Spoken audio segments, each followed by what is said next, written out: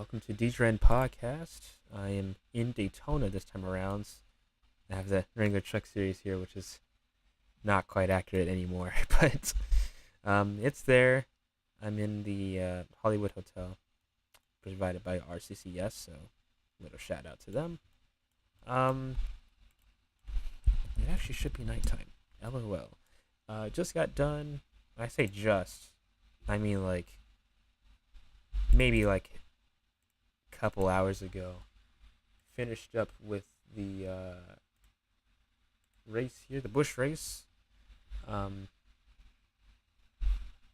at Daytona. It had a very, very fun race. I think mired with a few typical DG things, but what can you do, really? It's just it's just one of those weekends, I suppose. Um, Funny enough, um,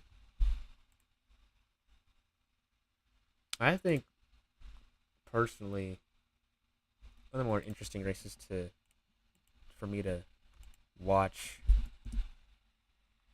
um, that type of thing, and saw a bunch of things that we didn't see in like any other plate race before.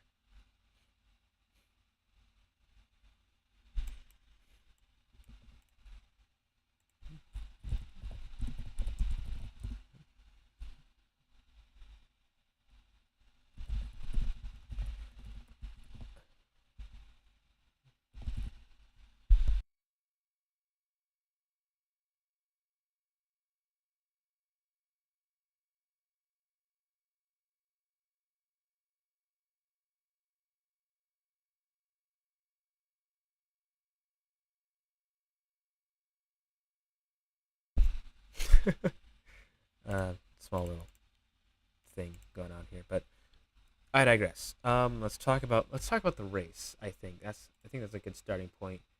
Um, Bush race, start to finish, very very good. Early on, like stage one especially, it was mostly on the bottom. Um,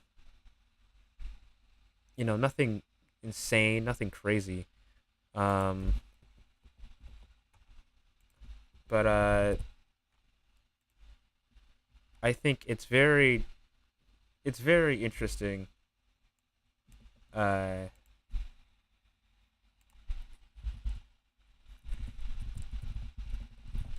to see like how different drivers kind of react. But the single file train was like a constant throughout the race. It wasn't like it was always side by side. Like in plate racing, especially, you kind of have to train.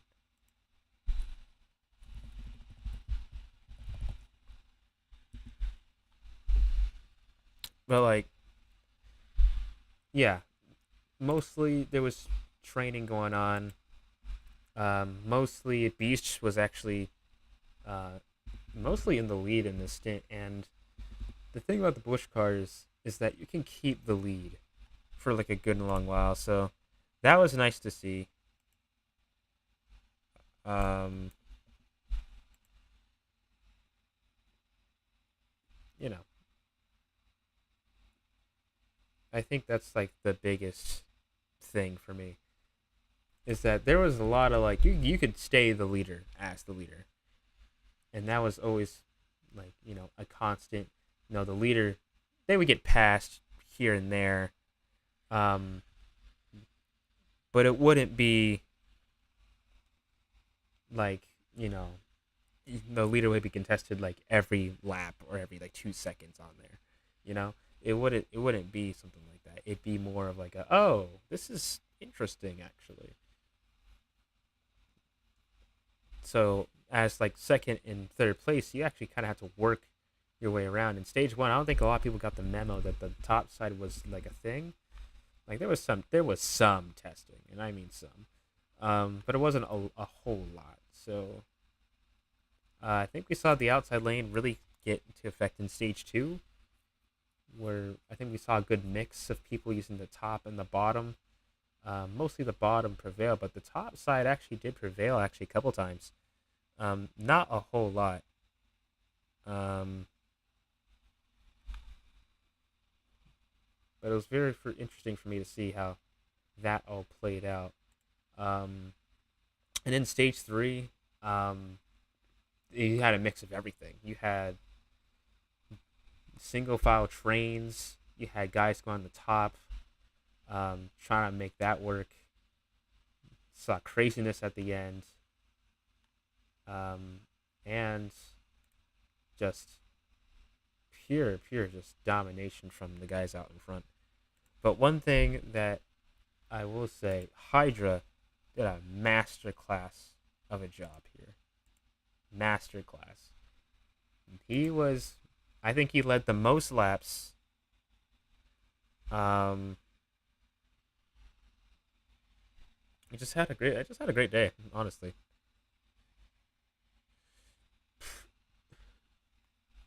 And he never really, I mean, he had to battle his way back from like mid pack, but he never was super low in the pack. At least I didn't feel like it. He was just on his game. You know, when it comes down to it, he was just better than the rest of the cars. He actually nearly wrecked it uh, on the last lap. He turned himself somehow, saved the car, and was able to go to victory lane. So that's big for him. Um, and Mr. Beast tried to do a little last lap move on him, and he just didn't. He just couldn't have enough time. And Rory, I think if Rory actually went with the 20, Mr. Beast may have gotten the win there, considering the push. But it is what it is. But overall, pretty cool race. A lot of passing and stuff. Now, um, big thing number two. I'm gonna move the camera a little bit. Uh, Controversy and DNFs. First one, the DNF was Cole. He wrecked out, I think, lap 4 of this thing. He just had lag and off turn 4, hit the wall, jumped out. Luckily, he was okay, but obviously not the start you want to have. He only has 1 point to his name on the season, so you know it sucks for sure. But it happens. And then you had the controversy part. Liv and Carwolfia.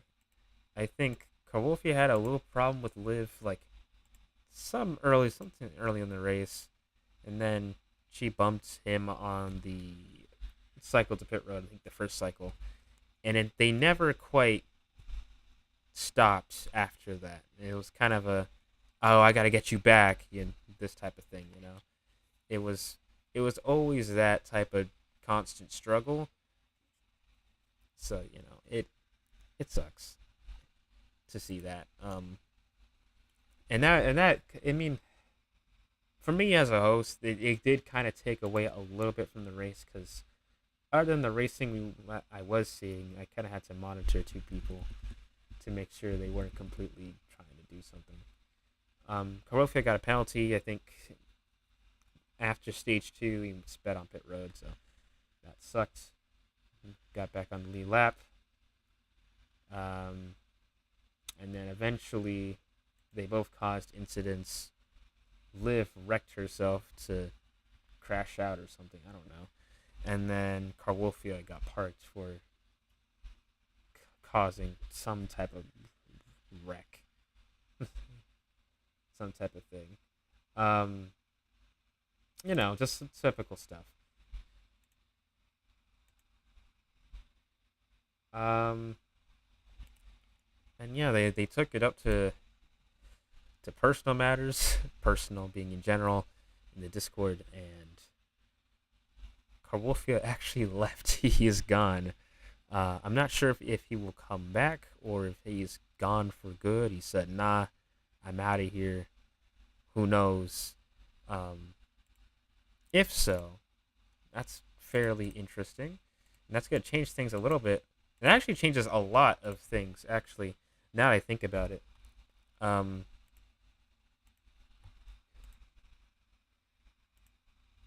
because for one, right, Carwolfia owns a team, and that sounds like okay, well, whatever. He owns a team. Boo hoo. What's that got to do with anything? The thing is, he owns a team and he has a signed driver to his team. I think his team is called, I think, LDR. I'm pretty sure. And he signed John, this John fellow that was supposed to be in trucks last season and made maybe one start, or at least tried to make one start, and like never started again. It's interesting what that team's gonna do. If he does come back, then like maybe something happens. Maybe nothing will happen, and he just gets docked for whatever points he is, and then yada yada yada.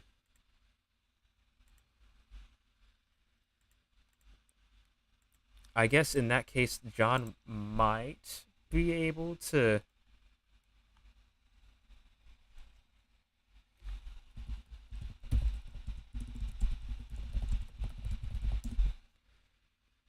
maybe own the team. Maybe, who knows?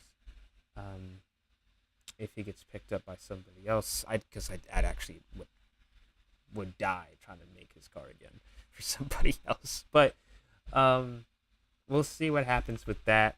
Um, that'll be a story that I think should be paid attention to at least a little bit. I guess we'll see how that goes for Bush and stuff. And then Liv just has to just not get practice at Las Vegas and both on probation, yada yada yada. And then the last lap wreck, I actually want to touch on this with Abstract. Because I got docked. I docked him 5 points. It's his rookie race, and he did well. Not to say like he was like awful the entire time, but there was this one move that was weird. So when I looked at the replay here, Kirsch moved above the line, and Abstract never moved under it. I mean, he didn't. He kind of got forced a little bit. I think. No, not really. Actually, now I look at it again, he didn't really get forced. He was just kind of pushed, and while he was under the line, so he kind of decided I got to swerve up, and XLT was there. Unfortunately, Lark got a piece of it. XLT flipped over, and XLT was rightfully upset because that's basically his shot gone. But either way, he was docked 5 points for that, so it's not a huge loss. It really isn't. You can probably make that up, but not the way you want to start your season. But hey, people learn. Since there's no more Truck Series, we'll probably could see a lot more shenanigans from some more Truck Series-esque shenanigans in the Bush Series. So that's only to be expected, honestly. That's fine, I think. You're gonna have more of that anyway. In terms of picks, there's actually I do have a little spreadsheet that is kind of cool. Where I think it'll be pretty nice to kind of look at. If I can pull it up, that'd be nice. If I could pull it up, this would be way cooler. All right, here we go. So this is a spreadsheet of winner predictions, driver names, and last year's winner compared to this year's winner. On here, I have some people who made some predictions. And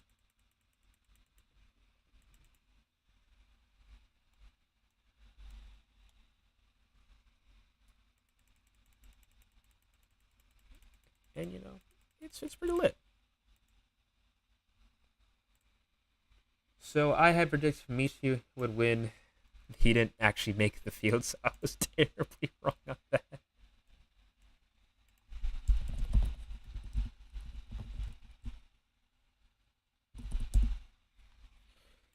It is what it is, I guess, with Michi. David had Genesec winning it. Genesec didn't even start in the field. Wyatt had Wicked, unfortunately didn't make the field. Liv had herself winning. And that didn't, as you could tell, that did not work out very well for her. And Wicked had chose Neptune, who also didn't qualify, didn't make the field. So that sucks. There's not much correlation between these two winners, other than they have both 8s in their numbers. Miguel was a Ford, Hydra's a Chevy, that type of thing. Both are sponsored by some type of beverage, beer, alcohol versus energy drink, yada yada yada. I think we have different ideas of who would win, so that's pretty interesting, I suppose. Next up is Atlanta. Now these still need to be scheduled, so bear with me on when that will be. Last time we went there, Lark won there. There will be some practice to go along with it. So take a look at who we have for Atlanta. I have an Abstract winning it. David has Monkey Got Hops. Wyatt has himself winning Atlanta, I guess. Liv has Carwolfia. Considering their instance on the racetrack, that is kind of ironic. And Wicked has XLT. So we'll see if those hold almost true, if one, they don't start, or if one of them actually does win or gets close to winning. We'll see where that goes in terms of that. Now, bigger-ish picture, right? Bigger-ish picture. Daytona 500. I think Daytona 500. The 500 is tomorrow. Actually, as recording, right? This and streaming. It's technically today. In like a bunch of hours. 6 p.m. Eastern Standard Time. The 2025 Daytona 500.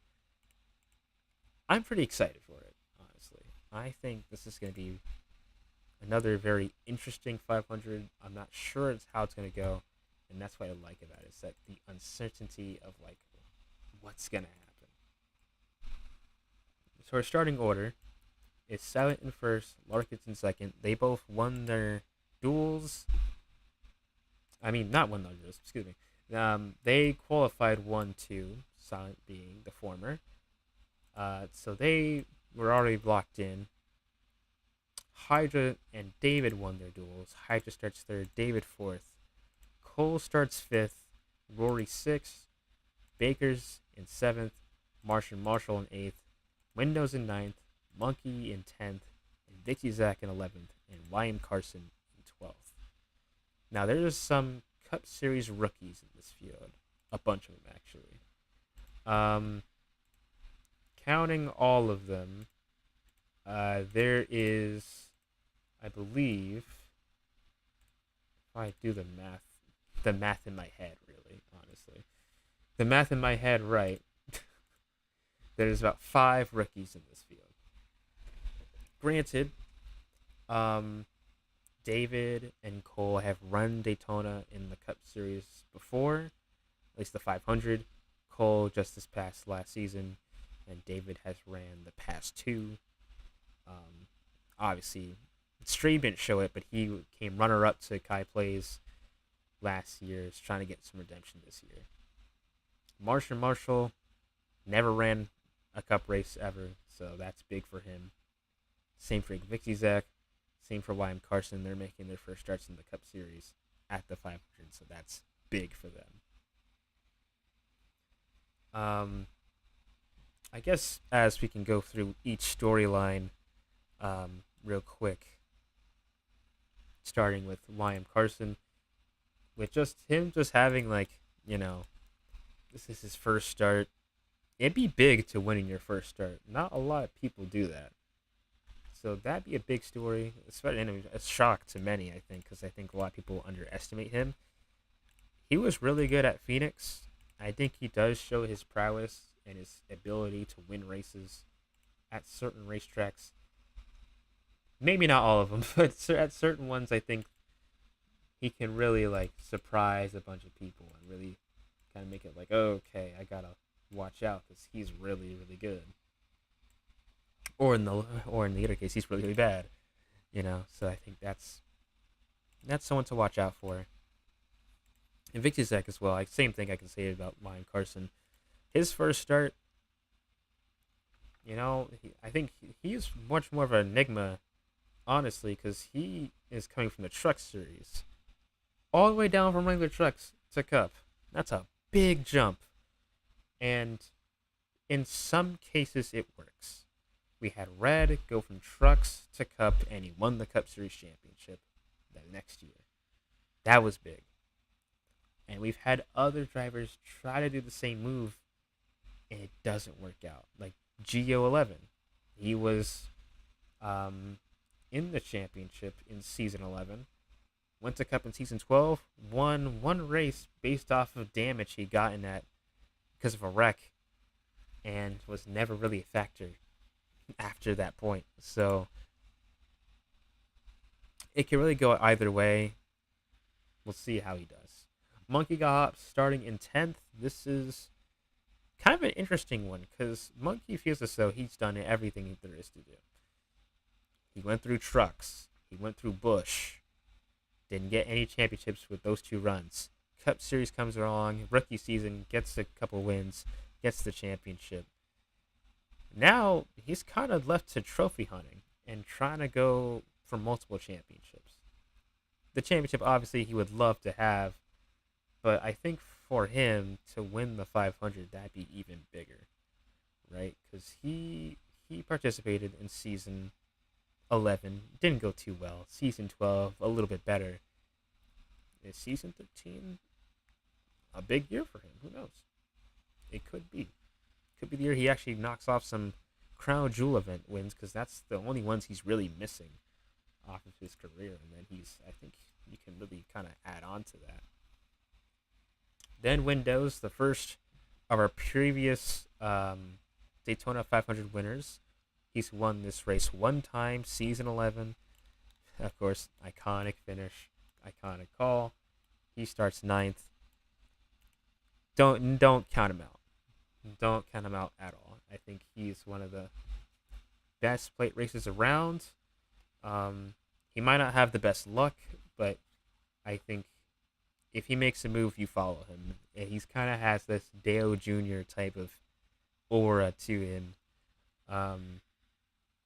in terms of his plate racing ability. So I think that's a big thing as well.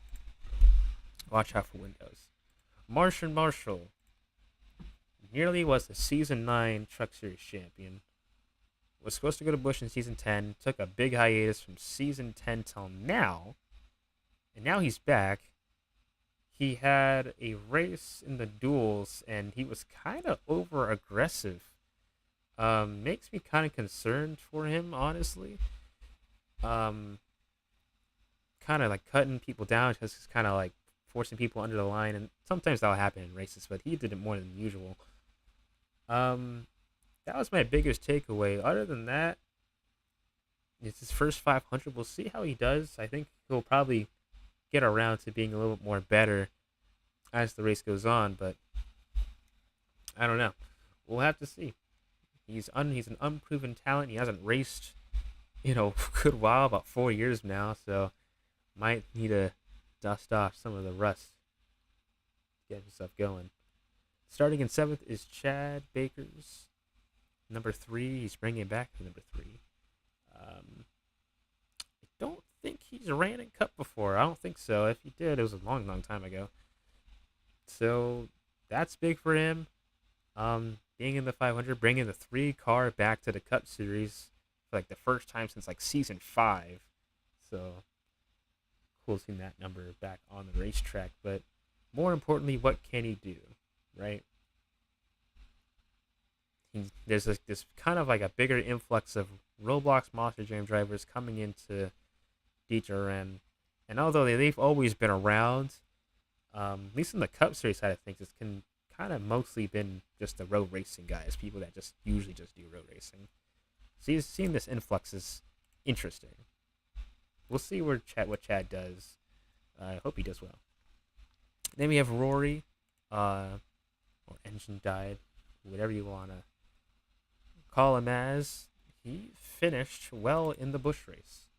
Did a good job and was one of the leading figures to get the high side rolling, get it moving, get it grooving, whatever you want to call it. And he finished a respectable third place. That's very, very good. Didn't wreck the car. He had a few incidents here and there, but it wasn't anything crazy. And Rory is not a rookie by any means. He ran this past season, and he ran in Season 7. He has one Cup win, which is at Talladega in Season 7. So it's not like he doesn't know how to get around, but he did say that the Busch cars are much easier than the Cup cars. And he is a little worried about that, but we'll see what happens. Anything can happen at Daytona, as we've seen. We'll see how he fares out with the rest of the field. They have Cole in 5th, and he had a rough Busch Series start, really rough. Out on lap 4, he has a shot to kind of rebound. Even if he doesn't win, this is his third or second straight 500 he's making. And he's just hoping to do well. And I think he did pretty good in the 500 last year. He gave a push to Kai Place that ultimately gave him the win. I think he'd like to be 2 spots ahead from third, getting the win, obviously. And I think he's an underdog, honestly. If his lags doesn't plague him as bad, if he's able to run good, I think, give or take a couple of maybe small incidents here, he's going to go far. I think Cole is going to be really dangerous to play with. And not in like a bad way, anything, but I mean as in like he's going to be really good when the time comes to it. Then you have David. David is an interesting case. Very interesting case. Reigning Busch Series champion. Came second in the 500 the year prior. And he has an opportunity to do something that no one else has ever done. 2 drivers actually do have a shot of doing something that no one has ever done. Up to this point, David has won the Clash and won his dual race. No one has won the Clash, their dual race, and the 500 in one single year.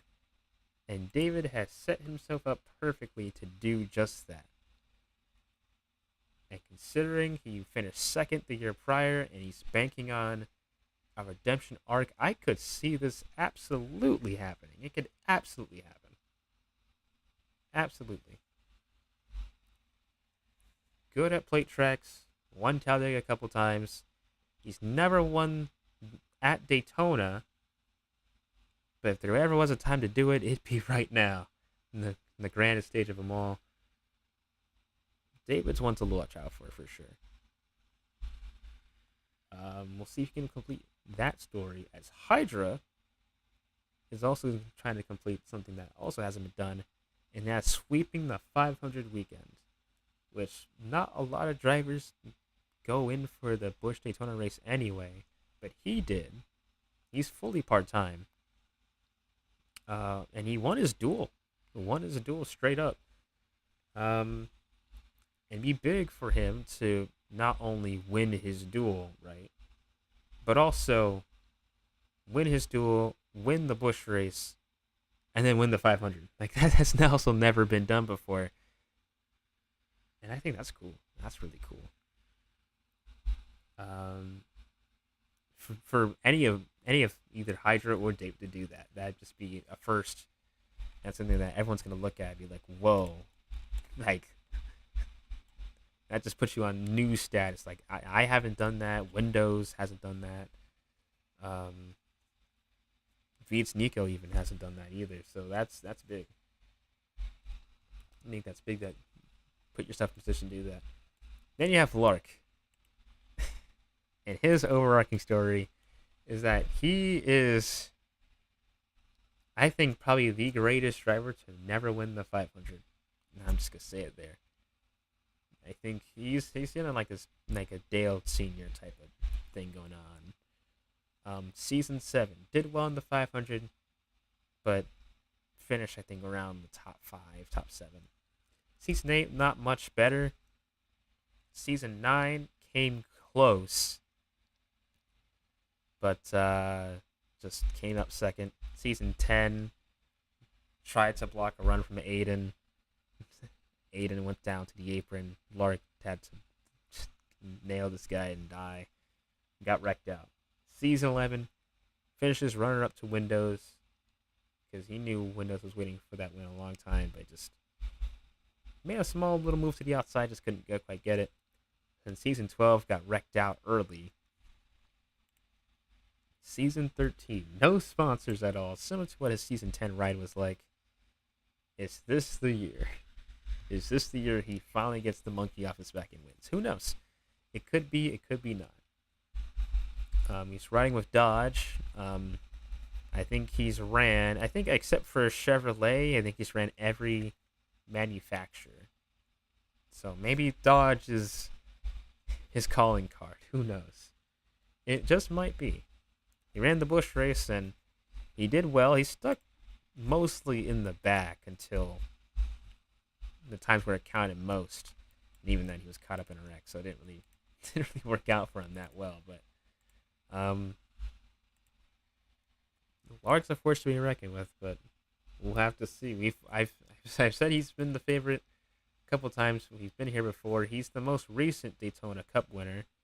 Won the Coke 0400 over the summer this past year. So it's not to say that he hasn't won at this track before. He absolutely has. And I could totally see somebody pushing him to a Daytona 500 victory. Or at least covering for him until, they try to make their own move. And then Silent. Daytona pole winner.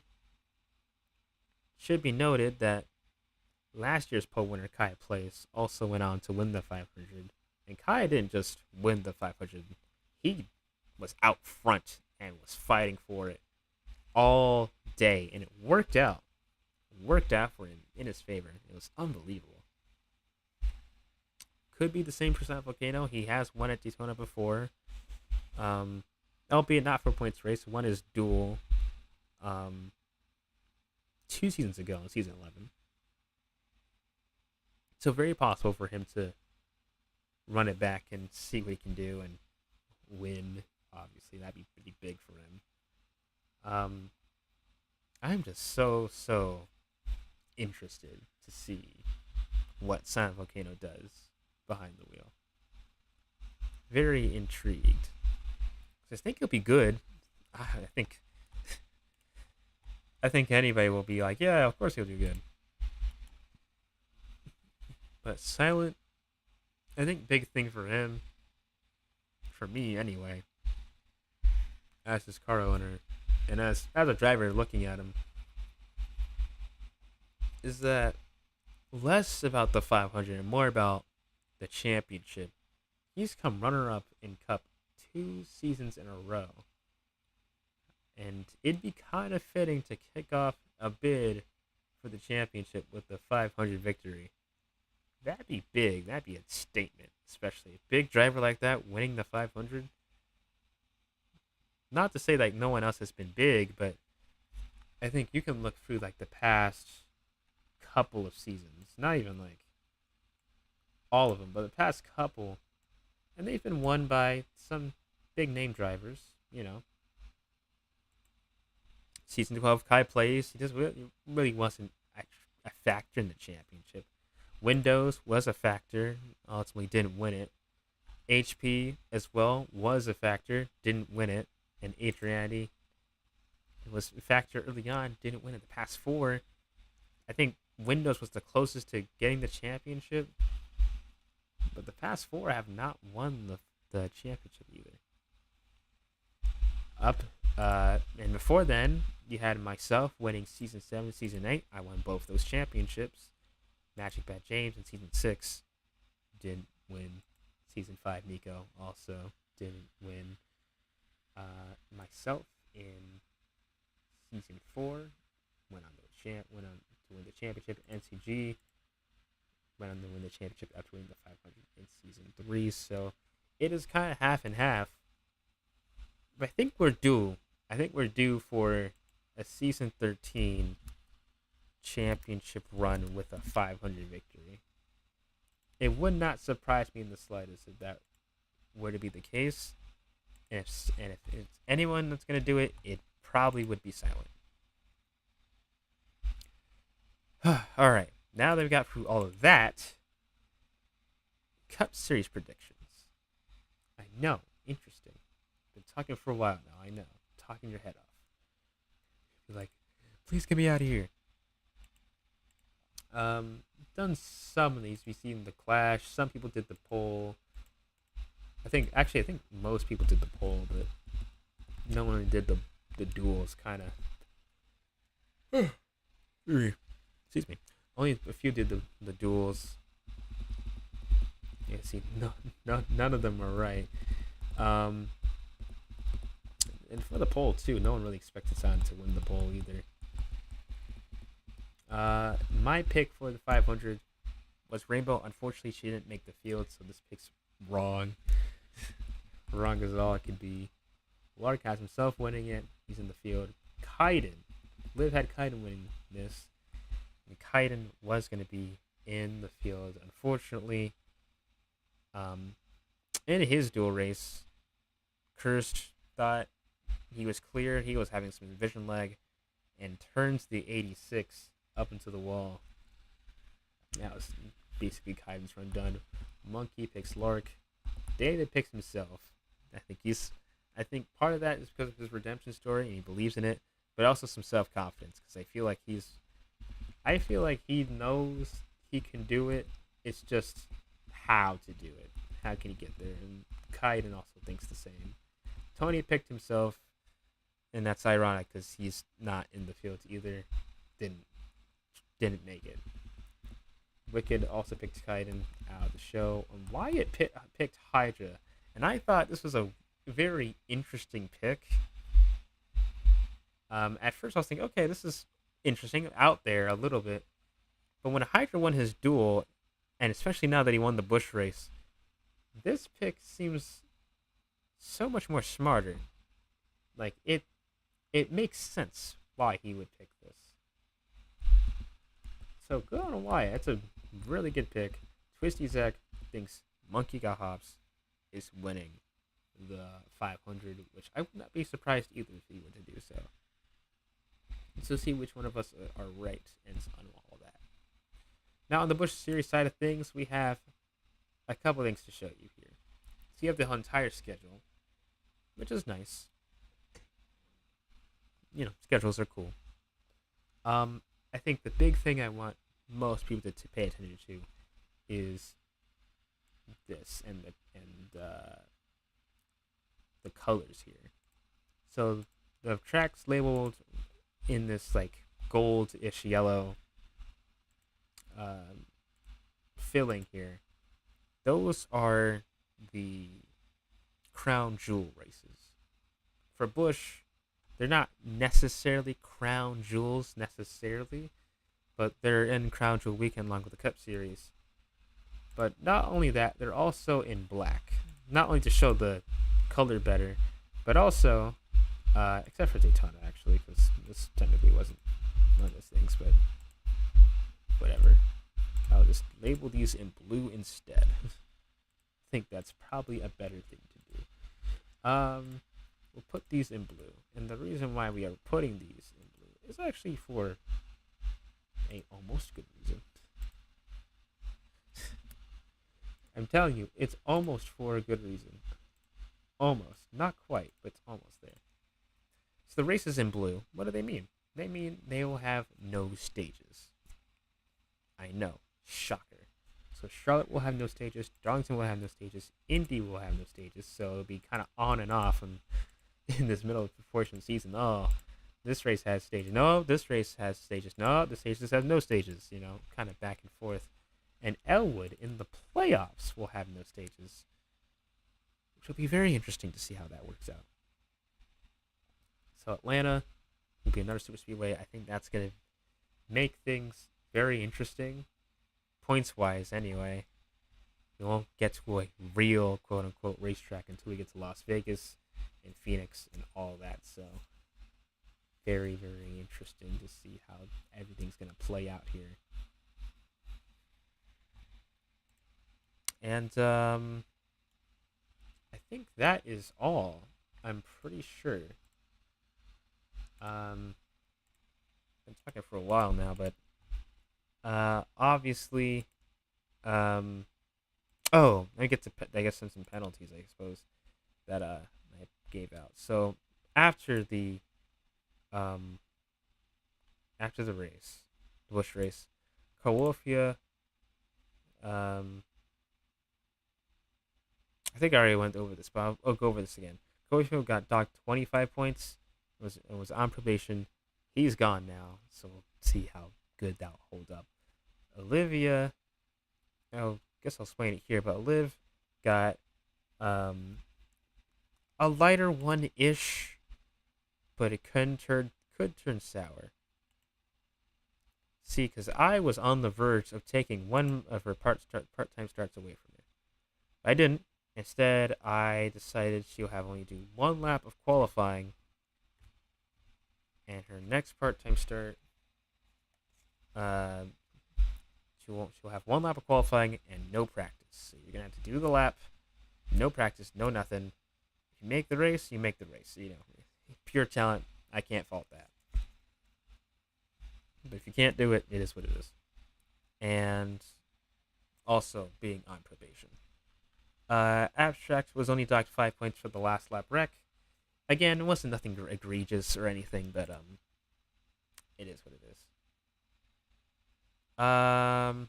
Other than that, not much else to say. The 500 again, no stages at all.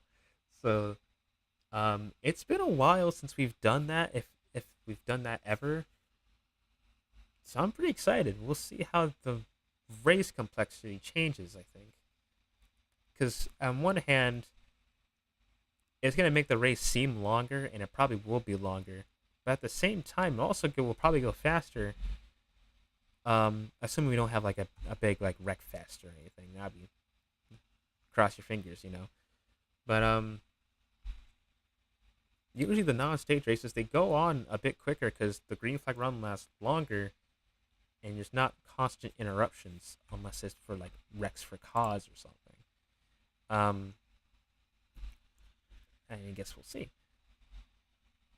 I'll be commentating the 500 by myself, and at some point, either after the 500 or on the 9th or the 10th, schedule for Atlanta, Las Vegas, and Phoenix will be out, which that'll be, I think I'll cover like the next, at least through the next month. So everyone will probably know when things are and if they can make it or not, and yada, yada, yada.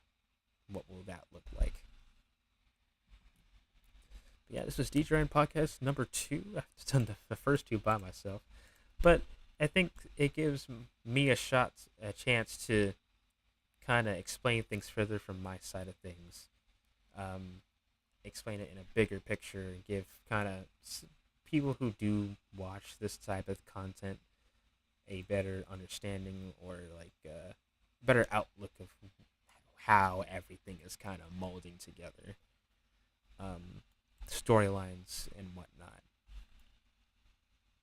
I think for our next podcast, I think I'll, because it's so late, my voice is starting to hurt now. I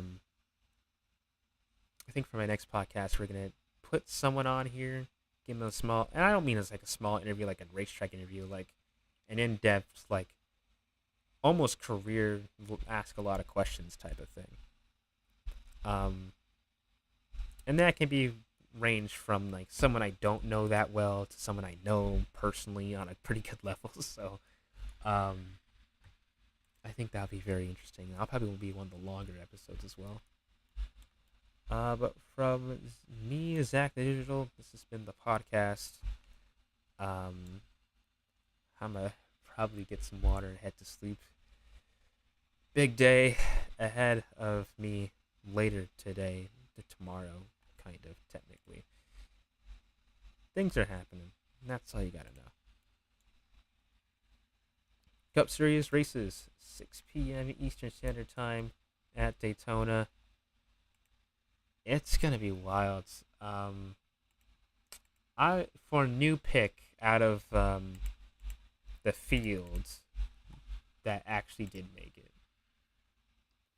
I'm feeling. I don't know why, but I'm feeling one of two people. I'm feeling it's gonna either go to Lark or it's gonna go to Cole. One of those two. Something inside of me is telling me that Lark's gonna either get his elusive Daytona 500 win, or Cole's gonna find a way to get something and get a big win. Who's to say? It could very well much happen, but that'll be it for the podcast. And I will see y'all whenever I see y'all, because sometimes these podcasts are kind of all over the place, but presumably after the 500 at some point. Yeah.